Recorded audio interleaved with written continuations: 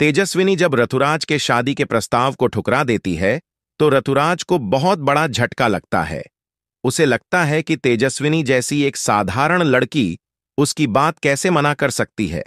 उसका अहंकार इस बात को बर्दाश्त नहीं कर पाता और वह तेजस्विनी को सबक सिखाने की ठान लेता है।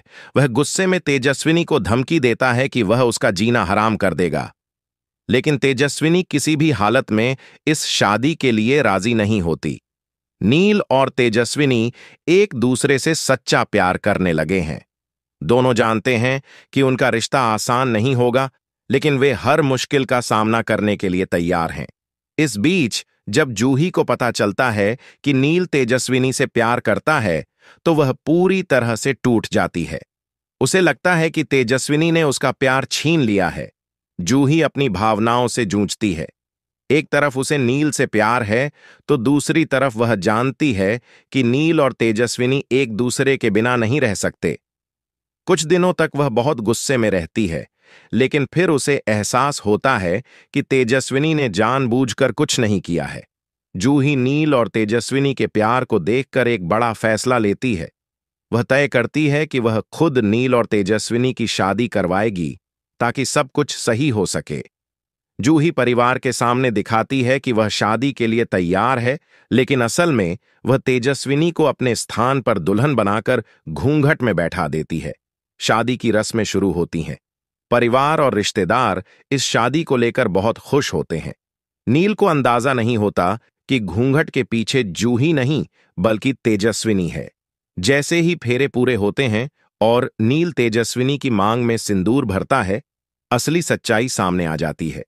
शादी के बाद जब तेजस्विनी घूंघट हटाती है तो पूरा परिवार हैरान रह जाता है। सबको लगता है कि यह एक धोखा है और तेजस्विनी ने चालाकी से नील से शादी कर ली है।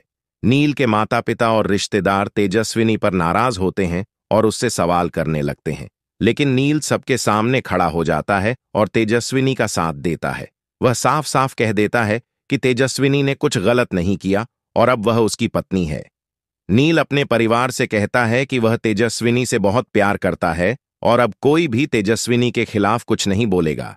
जब ऋतुराज शादी के बाद वहां पहुंचता है और तेजस्विनी को नील की पत्नी के रूप में देखता है तो वह बुरी तरह चौंक जाता है। उसे यकीन नहीं होता कि तेजस्विनी इतनी जल्दी किसी और की हो सकती है।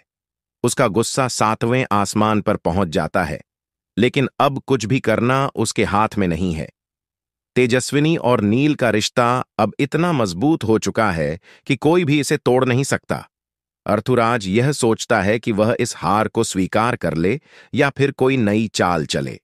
अब सबसे बड़ा सवाल यह है कि क्या नील का परिवार इस शादी को स्वीकार करेगा? क्या जूही सच में तेजस्विनी की दोस्त बन पाएगी? और क्या ऋतुराज सच में हार मान लेगा या फिर नील और तेजस्विनी की खुशियों को बर्बाद करने के लिए कोई और चाल चलेगा? इन सभी सवालों का जवाब आने वाले एपिसोड में मिलेगा। इसलिए बने रहिए हमारे चैनल पर, जहां हम आपको देंगे गुम है किसी के प्यार में सीरियल से जुड़ी हर ताजा और सटीक अपडेट सबसे पहले।